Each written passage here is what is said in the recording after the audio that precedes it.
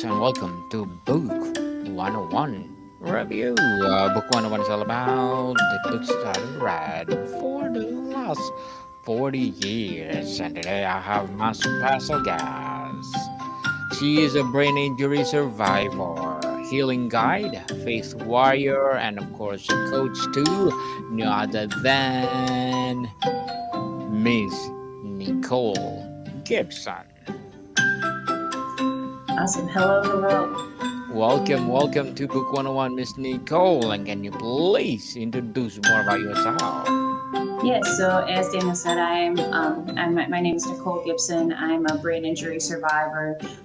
Also, I'm an engineer, mother, yogi, and a woman of Christ. So I'm here to share more about my book today and more about my journey. A woman for Christ, Miss Nicole Gibson. Thank you so much for sharing your knowledge and wisdom to the world. And today, let's talk about surviving trauma, finding God, faith, recovery, and becoming myself again. Miss Nicole, how did your understanding of God change through your trauma experience? It was a huge roller coaster. I go into more details. Growing up, my parents, I would say, had a very casual relationship with God. We went to church once a week, and um, but other than that, really didn't have God involved most in my life at all. But then, when the brain injury happened, I really became quite angry with God. Why did He let this happen to me? Why did I survive this? That now I have to go through this huge recovery process while I thought that I was being successful in what I was doing.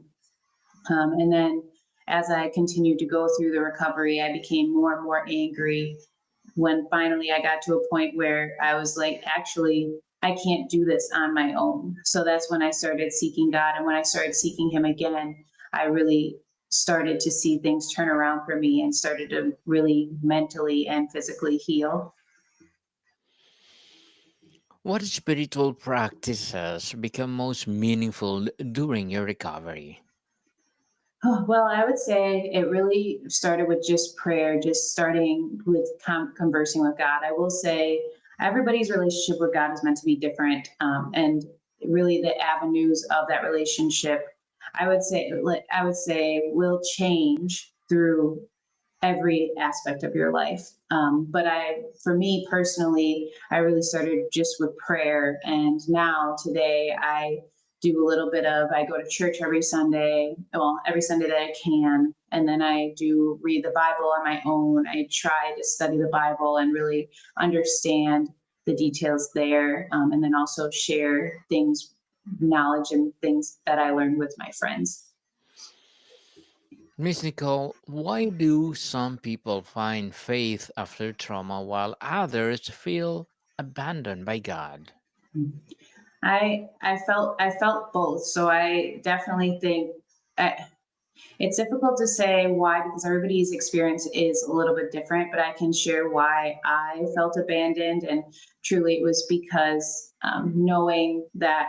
Oh, well, I was always taught that we had a loving and caring and forgiving God. So I felt why would He put me through this? Very similar to how people will say like why are there homeless people? Why are there children in the hospital if we have such a good and loving God? But in reality, is unfortunately God didn't promise that our life will be easy. But he said that there will be challenges, but He will always be there for us. And I think as soon as I was able to recognize that He is in the darkness as well, I saw the goodness in those little cracks. So it's all about, it's hard when traumatic things happen to really understand that even though this happened, there's still good to come of it, or there's still good in those cracks. And until we get there, then we're able to see, okay, God is good. I don't know if I answered the question there. If I, Yes, God is good all the time, people. Let's talk about the healing journey, Miss Nicole. What was the turning point where survival began transforming into recovery? It was really where I hit rock bottom. You'll see in my book, I really tried to grasp my recovery, myself, my happiness. I really tried to find it on my own because I felt abandoned. And finding it on my own, I was not successful. I couldn't do it. I got to a place where I just I felt like everything was falling apart. My career was tough. I was in a really toxic relationship, and that's when I really just got down on my knees and I'm like, I can't do this on my own anymore. Shattered into grace. Can you tell us about more? Yes, Bigger so go. Shattered into Grace, it really starts out talking about the brain injury, what happened, really a little tidbit. My friend and I were walking to class on campus, and a car drove up on the sidewalk and hit us from behind. I so 7 fractures in my skull, severe traumatic brain injury, and so I really go into that detail and then go into how I managed to still graduate with an engineering degree. But the trials that went through that, and then starting my career, the still really recovering mentally and physically, and then going into my relationships, trying to grasp for happiness and self confidence on my own, and then I kind of, like I told you, the turning point happened where I started to seek God. And in seeking God, I found this great relationship, but then He dies. So then I had to really realize, seek God again and find His goodness again. So really, just it talks about keeping God in your corner even through all trials, which we know is difficult. Miss Nicole, what role did the spiritual community play in your healing?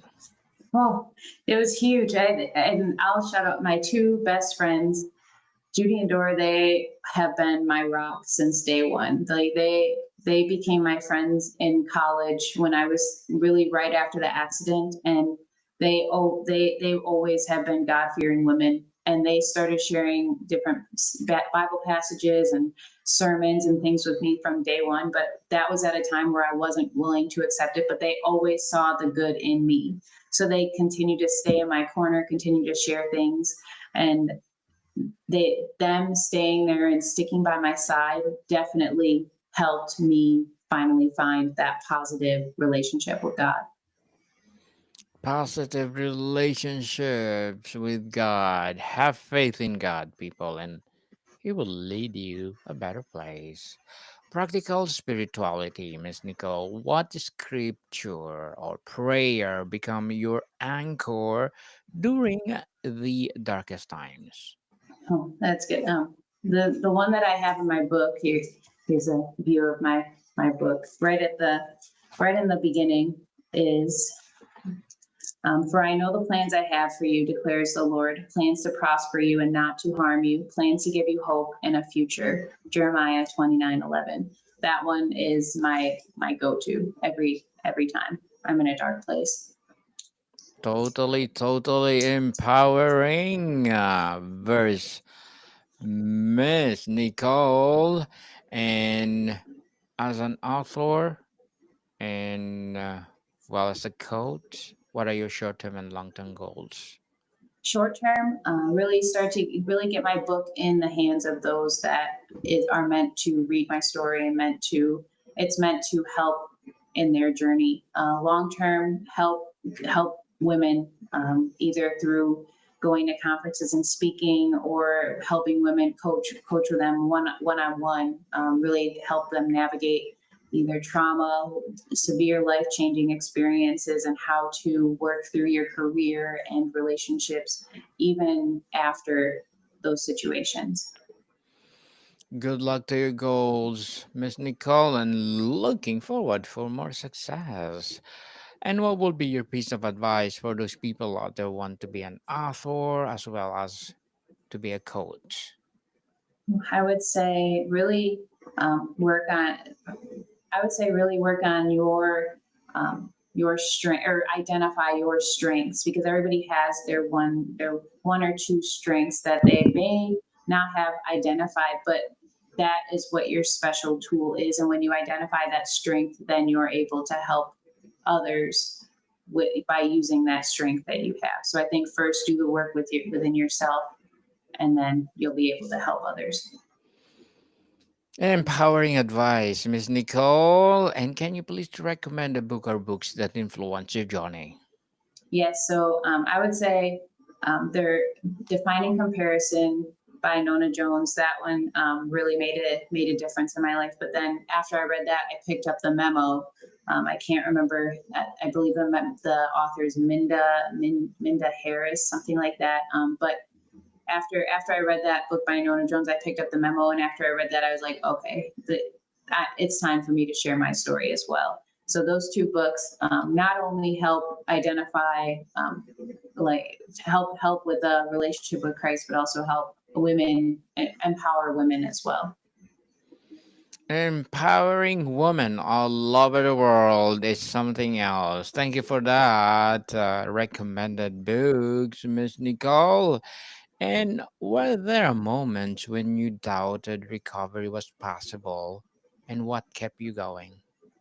Oh, for sure. There were definitely moments, and I would say my family, my friends, my mom is my best friend, and she's been with me through all the trials, just telling me that things will get better, and just being my rock, being there whenever I needed her, and also, like I said, my best friends, they have always just been there and encouraging. Besides the relationship, even in those moments that I didn't have a solid faith.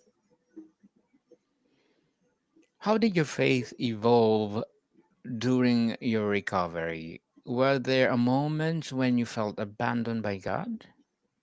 Oh, for sure. There were I would say the first almost 5 6 years after the accident, I definitely felt abandoned. It was I really didn't practice or pray much because I felt like I needed to do it on my own. Like he forgot about me. Why would he allow me to go through the accident? And then, like I said, I hit this moment that I realized I can't do it on my own anymore. And that's when I started seeking him. And after I started seeking him, I started to just see things come together for me. And so that's when I continued to seek him more. But I will say there, of course, was a fallback because something else bad happened, and I was like, why am I wasting my time? But then as I did the fallback, I realized, okay, all these things, and now negative things keep following me because I'm not practicing or because I'm not believing. And so then when I started believing in him again and praying, and that's when it, I will say, just because I have God in my life, it doesn't make things easy all the time, but it definitely makes it a lot less heavy. The title include the word grace. How did you experience grace in the midst of suffering, Miss Oof, Nicole? I will always say I'm not perfect, but I have always been covered because in all the things that have happened in my life, it, things can always be worse. So that's why I say God has always given me grace because I've not been the perfect Christian. I've participated in things that don't aren't necessarily seen as the typical things that a Christian woman would do. But I've always come out. I wouldn't say on top, but I haven't, and nothing has happened to me where I cannot recover from it. So that's why I say God has always given me grace. Let's talk about the empowerment and resilience of the book. What does empowerment mean to you in the context of your recovery? Well, the goal for me is that in reading my book, women will reflect on their own story, and that's actually the feedback that I've gotten already. Without me even saying that's my goal, is that it's really helping to reflect on it's other helping other people reflect on their journey and things of that nature. So that's where I believe in sharing my story. I'm helping others I'm empowering others to become stronger and also reflect and um, become more comfortable in their own journey. Miss Nicole, were there unexpected gift or lessons that emerged from your suffering? Um, Unexpected. What did you say? Unexpected Yes, gifts? unexpected gift or lessons. Well, I guess something outside of my book. I could probably think of something in my book, but the thing that comes to my mind right now is I'm actually a new mom. I have a 3 month old, and I would say that she definitely is a gift, but she's also a lesson because she was not planned. Um, but that I guess is my first gift that I would say. I also, I throughout my journey, I also continue to be very blessed with opportunities throughout my career, and so those were also gifts that I received. Were there parts of your story that were specifically or especially difficult to share? Oh, the whole book was difficult to share. The whole I book itself. Yeah. There were so many times where I wrote a chapter and I was talking with my book coach and I was like, should I be sharing this with the world? Like, is this could this be seen as a negative or but like I said, I truly believe me being vulnerable and sharing my story is meant to help others. So the whole book Yes. was a challenge. Yeah. And congratulations, Miss Nicole, for sharing to the world. Do you think Thank you. writing about Shattered into Grace, about your experience, was part of your healing? Oh, for sure. Yep, 100%. I definitely healed in reviewing my story, reviewing my journey. I wouldn't like everybody is always continuously healing, but I would say it definitely was a little bit of my own therapy. Granted, I have gone into had done therapy, which I go into in my book, but this also was another method of therapy for me. Yes. Let's talk about the on hope and moving forward, Miss Nicole. If you could go back and speak to yourself right after the injury, what would you say? I would say be prepared for the ride. But if you keep in mind that you are stronger than you believe, you will be able to navigate things a lot smoother. Hmm. Indeed. And what do you want readers to take away from Shattered into Grace? I want them to take away that they are stronger than, like I said, stronger than they believe, but also really truly be able to reflect on their own journey and understand that they can make it through anything just like I did. Yes, if Miss Nicole did it, for sure, you can do it. Always positive, people, positive. But mindset, the mindset itself. And Miss Nicole, what do you want readers to remember when they will read your book? I want them to remember that healing doesn't just isn't just physical. Healing also is mental.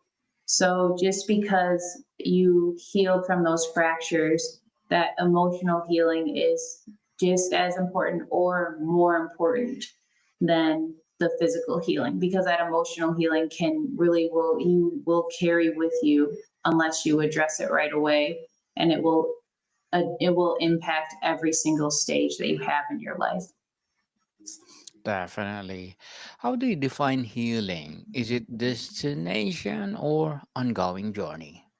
I believe it's an ongoing journey. I will say that even though After 10 years, I would say, well, it's been about 13 years since the accident. But I would say that just the impact of it still impacts me today, but definitely not to the amount that it did, obviously, a few years after it happened. But it's always an ongoing journey, and I can't even say that it's ever completed. Miss Nicole, what was the most challenging part of your traumatic brain injury recovery? And how did you push through it? Definitely the self confidence and just the mental healing. I really went through a lot of ups and downs, and the downs were low. And that's something that I think a lot of people don't realize for traumatic brain injury survivors is the emotional health is it's tough. It's tough. It really and I suffered from a lot of lows, which I go into with the book. Um, I don't Miss, remember your yes, question. Go yes, ahead. Miss Nicole. Sorry. What does empowerment mean to you in the context of your book? Empowerment to me is really viewing, well, one, I'm hoping that while in reading my book, those that are reading my book become empowered in remembering their own story, looking at the journey that I went through, and then review or thinking back to their journey and the things that they went through, and through that comparison, or not even no, comparison is the wrong word, through that um, identification, allowing that to empower them. So really, they'll be empowering themselves through reading my journey. Empowering for sure. And how do you reclaim your identity after such a life altering injury? I would say I'm not even the same person that I was prior to the accident, and that is okay. Because if I'm being honest, after the brain injury, I lost a lot of memories. And even it took me a long time to regain them back. And there are a lot of memories that I regained back now that I do share in the book a little bit of my past and my childhood. But I would say I'm not even, I'm a different person. Well, obviously, I'm a lot older now, so I'm a lot different than I was even at that age in my 20s. But right after the accident, I was a different person than I was prior to the accident, because I had to relearn almost everything. Right after I woke up from the accident, I didn't even remember who my mom was. Interesting story. Miss Nicole, and totally empowering. And before we wrap up our discussion for today, Miss Nicole, I'm inviting you to please do listen to my other podcast, people, my other podcast, because my abstract essay is already in fifth season, abstract poetry in second season, and my book 101 review in fifth season too, comedy 101 in second season, and my food 101 in fifth season as well, geography 101 in fourth season, and my baby podcast Law 101 and Mental Health 101, Love Letters in its third season, and Movie 101 Review and Music 101 in fourth season, and Science 101 and Sex 101 in its first season. Please listen to them wherever you listen your podcast. So, Miss Nicole, what's next for you? Are there new projects or advocacy work you're passionate about? Yeah. So next, I'm hoping to really branch off in my coaching and help work with other women. Of course, I'm being an engineer. I'm really heavy. I love STEM, so really help encourage other women with their STEM career growth, but also just helping women survive trauma specifically as they go into their STEM journey. Miss Nicole Gibson, thank you so much for sharing your knowledge and wisdom to the world. Hoping for more and more and more empowering books like this to come. So, can you please invite our listeners to support your business, your advocacy, your book, or whatever projects that you're doing right now? Awesome. Thank you for having me, Daniel. No worries. So, where do people reach you, Miss Nicole? Dynamicallycrafted.com. So that's the best place to go. And where do people can buy your book? And, well, really anywhere you want to buy a book. Right now, as you see, it is available on Amazon during launch week. The Kindle ebook is only 99 cents, so pick that up. Or if you want to have it in your hand, the hardcover is amazing. So Yes. Amazon is good, or there's also other locations, and you can find that at dynamicallycrafted.com. Yes, people, let's support Miss Nicole Gibson because if you support her, for sure, more and more empowering advocacy to come. So, Miss Nicole, thank you so much for your time. Yes, thank you. Monica, people, see you soon.